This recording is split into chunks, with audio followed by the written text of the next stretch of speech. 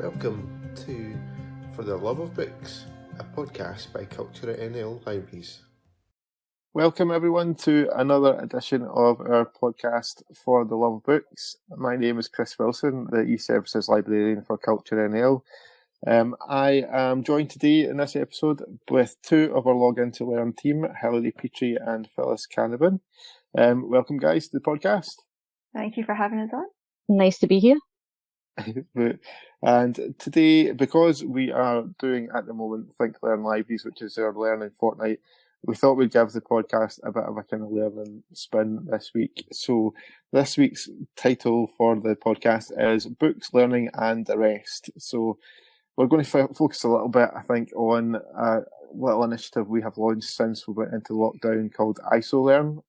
Hilary, can I pass you to kind of give you a wee what it's all about? So, like you said, when we went into lockdown, we were very aware that we had suddenly not got the same relationship with our learners that we have usually.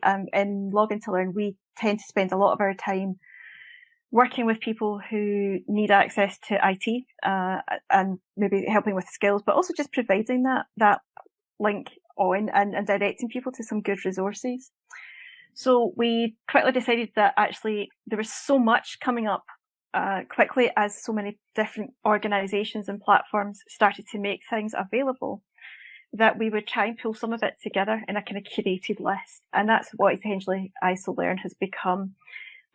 So from our initial sets of resources, which we've put under things like listen and explore, relaxing and nurturing and looking at family history, we've been adding to it as we've gone along and looking at family history.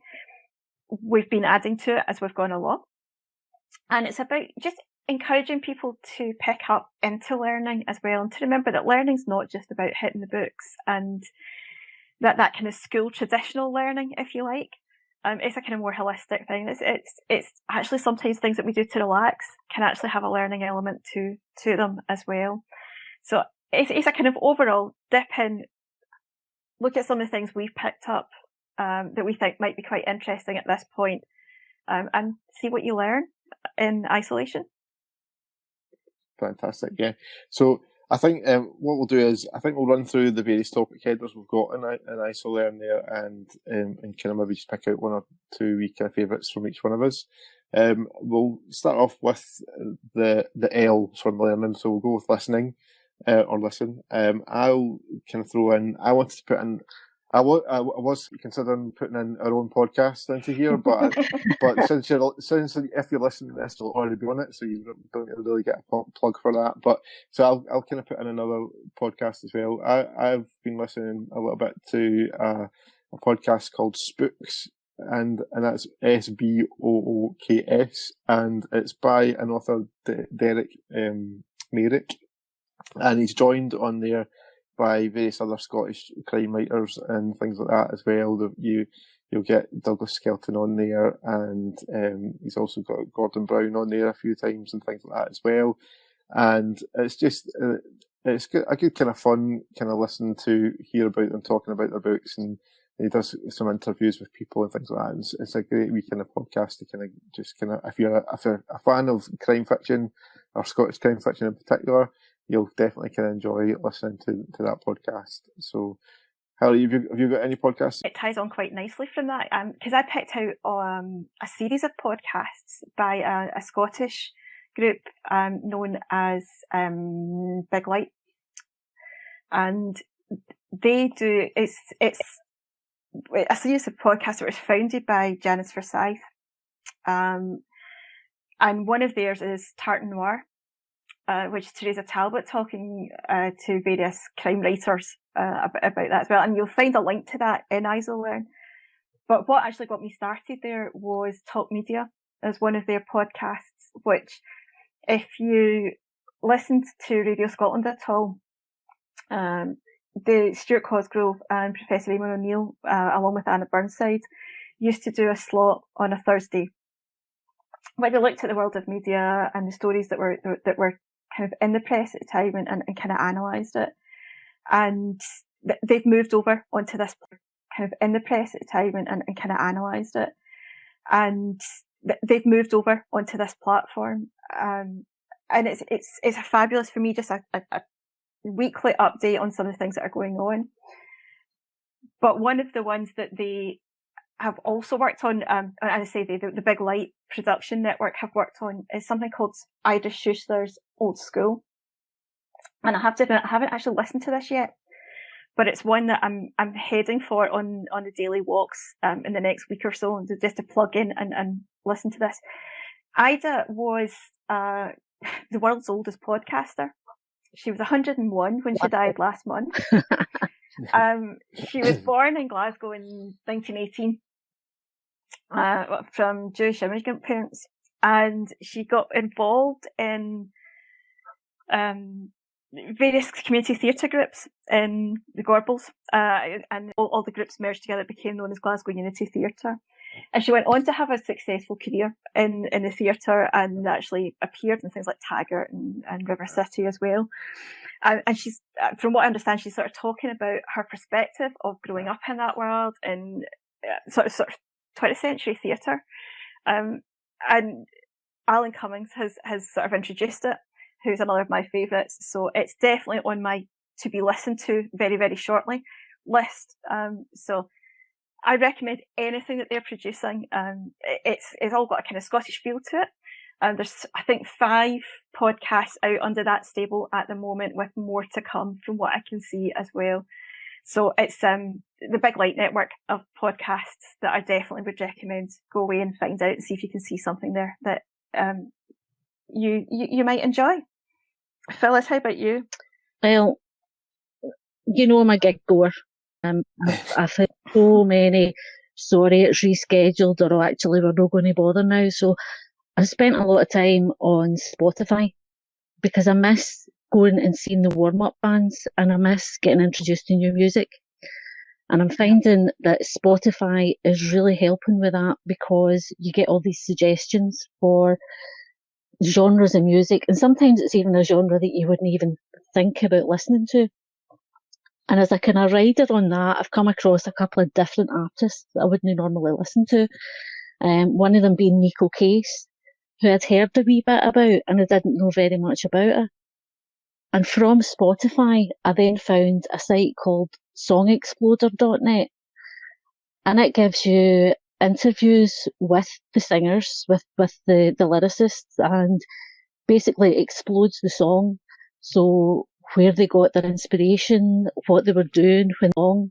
So where they got their inspiration, what they were doing when they were writing it, how they actually created it, how they brought the producer and the sound manager and all these kind of things in. And it's been a completely different view of music for me, because I'm used to the kind of big flashy lights and all the glitter and smoke bombs and all that kind of thing. And it's been great to see the background of it as well, and to hear all about it. So I've thoroughly enjoyed that, and I would definitely recommend Spotify and Song Exploder. They're definitely a wee bit of something different to expand your information on music and get your genres a wee bit wider. That's actually just made me think of something that I've really enjoyed during lockdown. I'm a huge Biffy Clyro fan, and Simon Neil has been doing live sessions every Friday. Yeah, I think the last one was the last one he was doing for a while, because of the album launch they're coming up with. But that has definitely over the last few weeks, and it's been great just to see him sitting in his house with his guitars playing some songs, and because these people are in lockdown as well, exactly, and so that's how they're spending their lockdown is by trying to kind of keep people entertained, which is fantastic as well. Do we want to move on to the kind of ancestry one, or the kind of family history type section? I am going to put in one. I discovered this today, actually. I was looking at a Computer Active magazine, which I know is a really random place to try and find anything about genealogy. But I was looking at that, and they seem to have a kind of a sort of semi-regular, at least, kind of section about helping find genealogy sources online, which I thought was quite a nice feature to have in there, and again, we had a family history session as part of, I think, Learn Libraries earlier in the week, and I just thought it kind of picked with me a little bit about how this magazine's kind of highlighting some of the great sources that are out there to kind of help people online. And a little bit of a plug, it's available on RB Digital to download, so you can sign up and get access to it there. So there you go. Hilary, do you want to kind of put anything in for that one? Yeah, I mean, I'll keep throwing the plugs in as well. If you go back onto IsoLearn, you'll see that sources like Ancestry, that's again where we do quite a lot of work with people coming into the login to learning centres in the libraries. We have made an offer there about a bit of time available for people who maybe aren't able to access the institution version just now, that we can do that for you just now.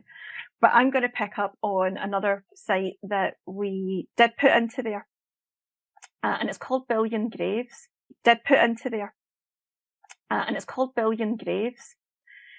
And it's a family history site where people are being encouraged worldwide to capture images of gravestones.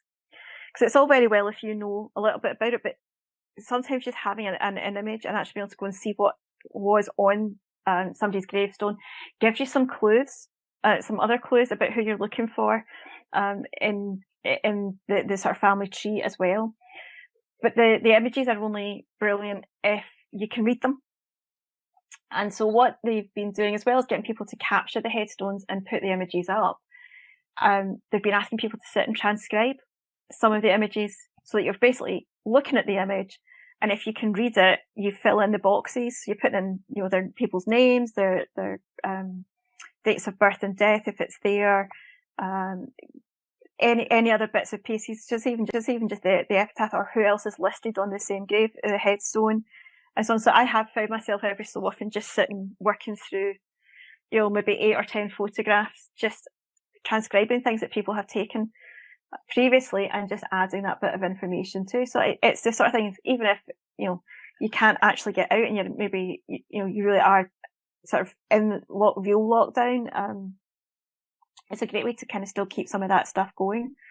And if you're able to pass somewhere on a walk, and there's headstones you can be upload and as lockdown measures are lifted a wee bit, then it's something that people can start to contribute to as well, because if they're doing the GPS location on it. And once you subscribe to the site, people will actually put up requests of, I'm looking for so and so in such and such an area, I believe they're in this cemetery, can somebody grab the photograph or transcribe it for me as well. So it's a good technology to pull everybody together worldwide so that you can get information from where you need it as well. So yeah, that would be my recommendation for that one. Sounds good. Phyllis, have you got anyone you want to put Well, being a busy person, even in lockdown, much as I'd love to spend time, get a good wodge of time and spend some time working on something, I've found that I've been using Twitter for a lot of things. And one of the groups I've come across is the Ancestry Hour, which is a Twitter base for every day. It's got professionals, amateurs, anybody with an interest in genealogy and family history. So you kind of meet up virtually, exchange tips, promote your services, ask some questions. So obviously, we're getting to do a wee bit of institutional research, and sometimes I get to nip on and throw in a wee advert for the stuff that we can do. And it's been fantastic. It's across the world.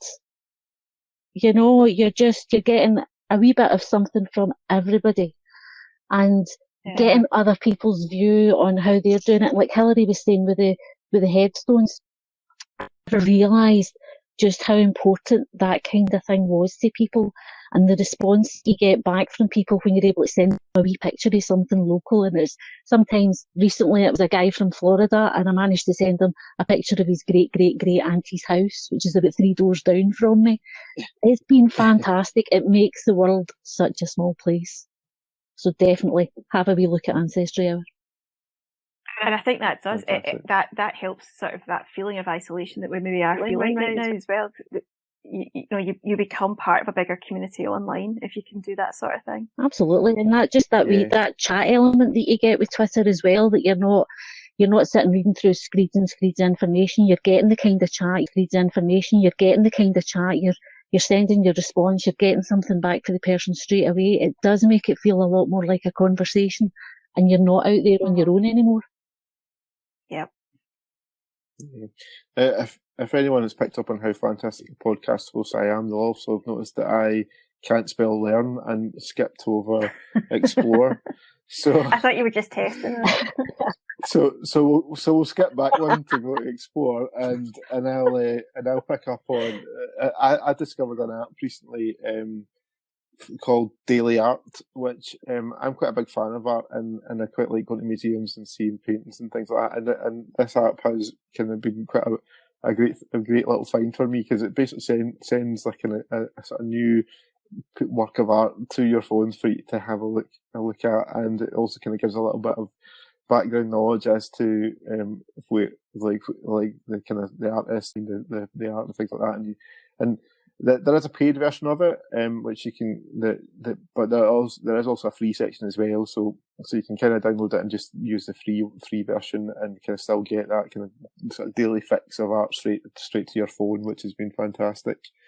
And I've really enjoyed kind of flipping through that. And you can also there's a kind of random feature on it where you can click on it and it kind of flips back through kind of previous ones that's highlighted and things like that as well. So it's been a kind of nice wee find to kind of bring some old paintings into new technology of your smartphone straight to you, and without the need to go to art galleries throughout the world to try and kind of find them as well, which is very important at the moment, since we can't go to any of them presently. So I quite like that one. Hilary, have you got any explore ones you might throw in there? I came to YouTube clips of slow TV stuff, and it's a nearly 10-hour train journey to the Norwegian Arctic Circle. Now, just before anybody thinks I've had more time on my hands than I really have, I like to state now, I have not watched this start to finish. Yes, you have. But you know that way you can put this sort of fire flickering flames on a screen, and it's just sort of there in the background. This is a really cool journey, and if I get it right, it's the Nordland line, which runs between Trondheim and I think it's called Bodo in the Arctic Circle. It's their longest railway line, and the one I've been watching is done in winter, and it is just absolutely fabulous. You just sort of let it run, and it's just like the scenery passing. And actually, sometimes just having that running for a wee while, you sort of think, "Oh gosh, I'm out there, and I'm back in a world where I can actually travel." And actually, sometimes just having that running for a wee while, you sort of think, "Oh gosh, I'm out there, and I'm back in a world where I can actually travel and put my feet up and not have to do anything at the same time." Although I have to admit, it has been sort of there sometimes, just as I've been working on other things, just to make me feel like I can escape from it all. So yeah, that's on. As I say, it's on YouTube. And if you just look for the train journey to the Norwegian Arctic Circle, you'll find it quite easily on that. And it's fabulous. Just sit back, no ticket, no cost, relax, and you can see the journey from the cab all the way up as they head north. So yeah, that's my escape. I really like that one actually, and you know what, my son who's obsessed with trains at the moment would probably quite like that too. So I might have to kind of look that one up to let him see it. So, Phyllis, do you want to throw any explore? Yeah, well, again, I kind of started with YouTube because I love reading about the pyramids and the pharaohs and that kind of thing, and I came across it's called the Giza Project that Harvard University have done, and it's a 3D representation of the tomb of Queen Merisande III. Now, easy for you to say. I know, I've been practicing that all day, can you tell? When you go into the tour at first, it's absolutely fab because it gives you, it lets you see all the layers. So you see the sort of wee bit that's above the ground, and then you get all the bit as you're kind of a tunneling down into where the actual sarcophagus would be. But the way they've done it it's superb, and it's great from a learning point of view as well for older people or people who are just starting to use a tablet painted on the tomb, or it'll tell you about the carving or who the carving is, why that particular carving's there. Like with Queen Mary, it was because of the female aspect of it and bigging up women in the Egyptian culture. But there's also some really, really cool photographs of the original expedition. And when they're excavating right at, so it's all these really old beams of wood holding up bits of rubble and things like this. It's absolutely fantastic. And you tap on it, you get your photograph, you get your wee clip with who was doing what and when it happened. It's a great wee video. It's a great tour. It's a great learning tool for kids. It's a great learning tool if you're just getting to grips with using the touch screen. And if you're a bit of an Egypt geek like me, it's just absolutely fascinating. So yeah, definitely have a wee look at the Visa project and have a look at that virtual tour. An Egypt geek like me, it's just absolutely fascinating. So yeah, definitely have a wee look at the Visa project and have a look at that virtual tour. So we did a little bit of travelling on a couple of days off, as it were. And it ended up at the Colosseum in Rome on using Google Arts and Culture. And again, it's the same, a similar kind of idea in that they've pulled a lot of 360 images together.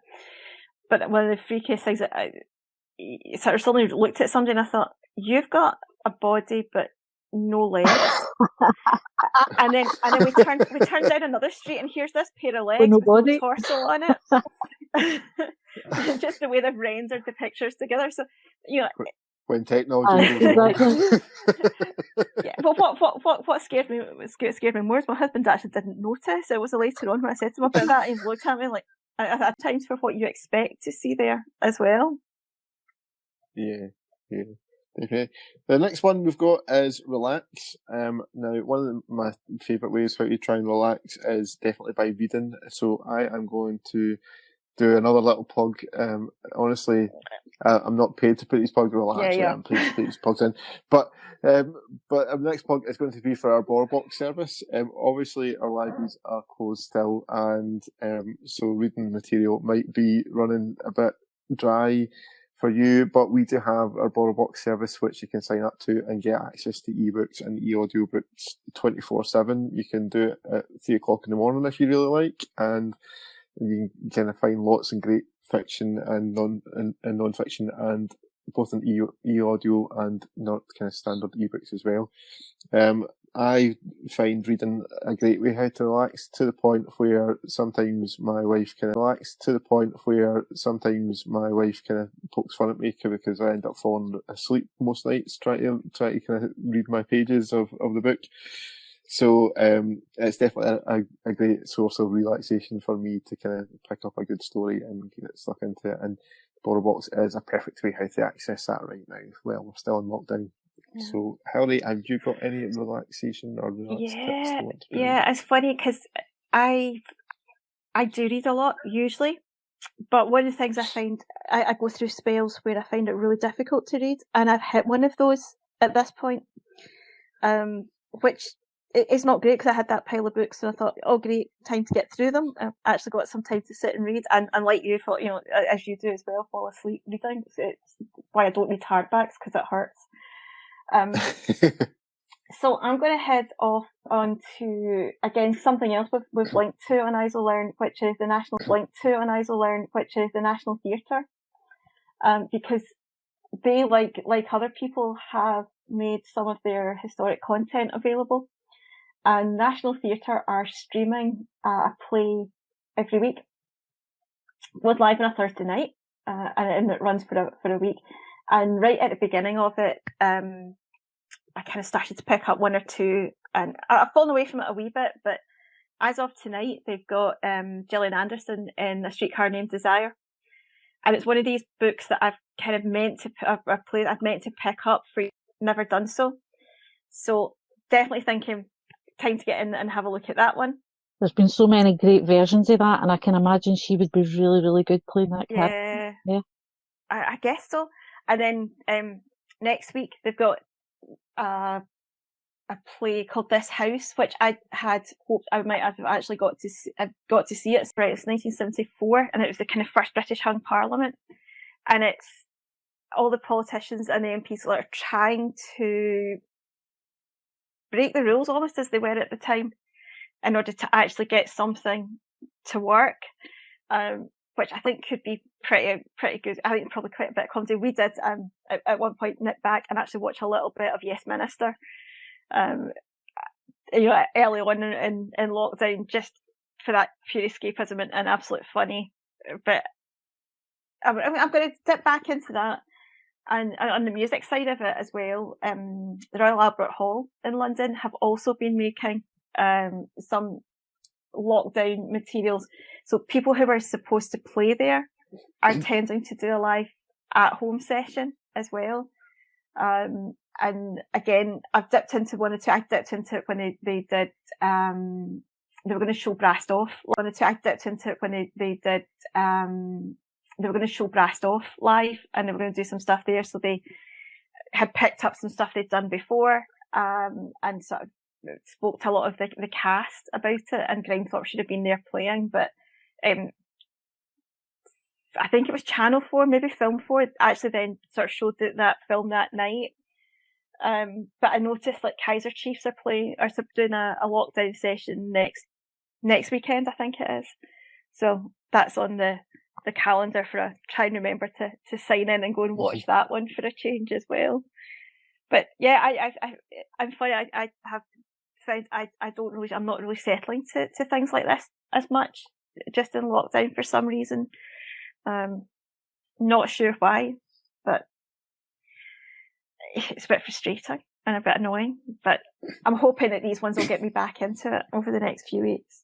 One for relax. Again, like you guys, I generally read, and like Hilary, I am so struggling to get into things just now.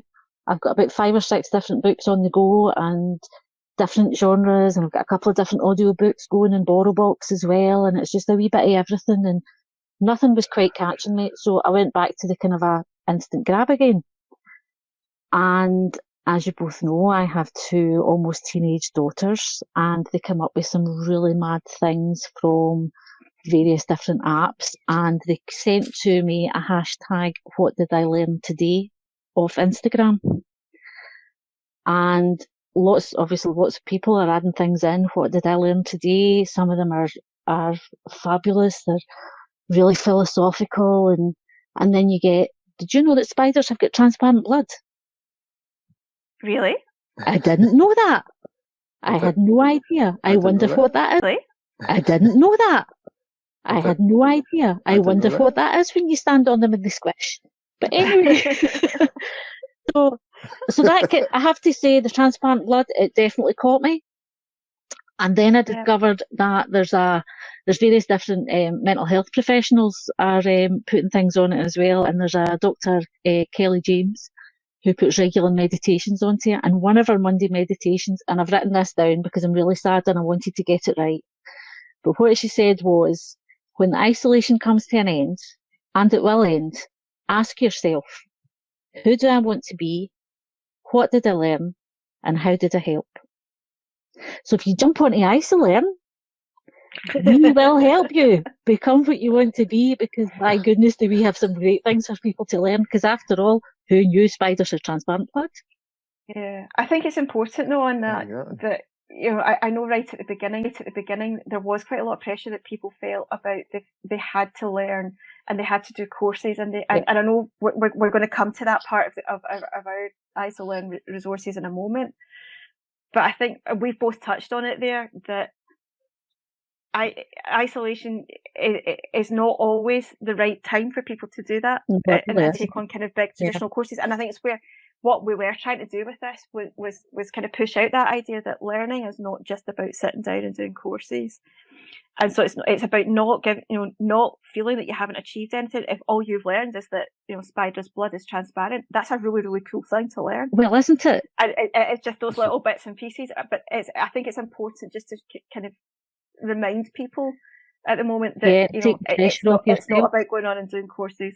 Yeah, take the pressure off yourself. If you want to do a course, do a course. If you want to learn about spiders or cockroaches that can live for 2 weeks without Fantastic. So we will come on to the sort of maybe more traditional learning sections now with our nurture section. So the reason why we called nurture was we're kind of thinking nurture your mind and kind of take a course and learn something new. So what I was going to highlight on this, with me being a bit of an Apple fan, I was going to touch on iTunes U, which is an app that's kind of native to Apple devices, and you can access lots of really interesting free courses on there that you can kind of sign up to, take part in, and kind of learn at your own pace, and it's got literally thousands of different courses on there on various different topics, and quite a lot of them are kind of sort of big universities from around the world that you can kind of they've created the content for, and they've put it on there to access for all for free. So, and I think there's possibly some of it that is paid content as well, but there's definitely is kind of quite a lot of free content on there to access. And you can, like I say, you can sign up to it, work your way through it at your own pace, and learn some really interesting stuff. So I'll throw in iTunes U for something that people should maybe have a look at and see what they can see if anything grabs their attention. Hilary, have you got any nurture items you want to throw in? Pick up on your iTunes U. Actually, the Smithsonian Museums in Washington, DC, most of them have got content on iTunes U, and it's absolutely fabulous. But it's definitely worth even just dipping into. Dorothy's shoes from The Wizard of Oz, the red slippers, are on there somewhere. A wee bit like the red slippers are on there somewhere. A wee bit like my reading not going to plan. My learning's also not really going to plan here too. And I've found myself dipping into a couple of things. I've dipped in just in the last couple of days to Google Digital Garage again. And again, the link is there on the ISOLearn pages. Google have pulled together a whole lot of resources, mainly about their own stuff, but I've been dipping into some stuff about artificial intelligence and machine-based learning, which sounds really, really complex. But actually, go and watch the videos and you'll realize the clips. You'll realize actually it's pretty relatively straightforward at that first level, just to sort of start and think about it. But one of the things I've done quite a lot of work in over the years is kind of newer technologies, and I've kind of got a wee bit fascinated with how much information's out there and how much of what we do on a day-to-day basis is actually now controlled by computing, coding, and that kind of learning. And even with some of the work that's been done just now on the COVID responses and stuff, looking at the big data side of that. So I've kind of dipped my toes a wee bit into there, but I did end up on edX, which is there under the stuff that's come up from my world of work. Again, it's another platform where a lot of universities and other organisations have been putting things. And I did end up on enrolling on a Microsoft course to kind of get a bit more knowledge about some of their products and the big data stuff. And I have to admit, by the time we got into SQL, like programming language, I sort of looked at it and went, I kind of understand it, but I'm not able to do that. And it's a step too far. So I've got another 10 days or so to get that course finished. Oh no, I've got 4 days to get that course finished. And before I lose access to it. This is a bit hit and miss. I may not get to the end of that one. That sounds like a lot of cramming to try and get that finished. Yeah, or a lot of just watching the videos and not doing the practical exercises might come into that one, definitely. But I'll hold my hands up. Sometimes with learning, though, it is about trying something and realising that you're not going to get to the end of it as well. So just dip your toes in. And that's what I love about things like that, is that there's been so much free online learning in the past, but obviously with colleges, universities and others coming on board now and really moving into that, there's so much more coming on board that, you know, go in, have a look, and even if it's just a sort of quick lunchtime 10-minute learn, there's usually quite a lot of things you up, and it is just that little bit of knowledge about something else. or the whole chance to go and learn about a completely new topic and change your career. But but actually, not in all seriousness, the My World of Work site has been pulling together resources for people who are on furlough or who are facing the fact that they may need to start to think about changing their career as a result of what's been going on. And so there is, again, access to an awful lot of courses being made available on there for free at the present moment. So just plug all of those basically at this point. So Phyllis, how about you? Have you actually managed to settle to anything? Or Well, like a lot of people, and you might sympathise with me or you might just think, get a grip, Phyllis, but I've got a bit of a problem in my fridge at the minute. Every time the door opens too easily. I don't know what happened. I walk past it, the door opens in the back corner. And I disposed, I will put my hand up and say, I disposed of my wearable about the second week into lockdown, because when I was looking at my number of steps, I was just absolutely distraught. I thought, well, you're just one lazy article of a woman. This is ridiculous. So, I hadn't really been looking at MyFitnessPal very much because I was a bit ashamed of myself, to be honest. And then one of my daughters was saying, we have to get up and we should be doing this and we should be doing that. Right, okay. And I actually discovered that on MyFitnessPal, there is a great blog stream. And they blog lots of things, like they've got 11 walking tips to lose weight faster. And none of it involves walking past your fridge. Just, I know. Protein-packed grilling recipes, 30-minute strength workout. But they've also, not only have they got personal trainers and professional runners and sports people, they've got sports psychologists as well. And not only have they got personal trainers and professional runners and sports people, they've got sports psychologists as well. And they've got the professionals telling us, yeah, look after you, look at your calorie control, look at your food information. But at the end of the day, you do what you can do that day.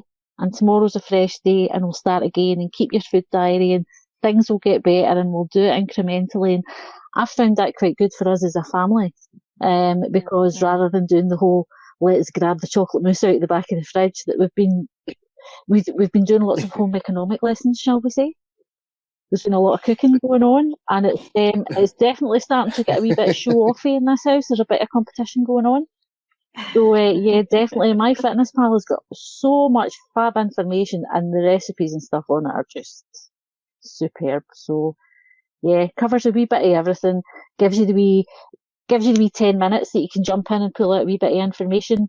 Gives you something that's a wee bit longer. Gives you a BT therapy, listening to somebody talking, giving you some pointers for having a family discussion to just make sure everybody's feeling as well as they can be. So, yeah, I definitely. And again, it's a free app. You can buy it. You can get the more the fancier versions of it that do more things for you. But the actual basic app itself is absolutely superb. And even without your wearable, it's definitely worth having a look at. Fantastic. So there we go. We've managed to run through our learn topics. A bit misspelt by me, but we got there in the end. And I think we've kind of managed to hit some fantastic kind of learning opportunities for everyone amongst all that. We can't end the podcast without mentioning a bit more about Think Learn Libraries.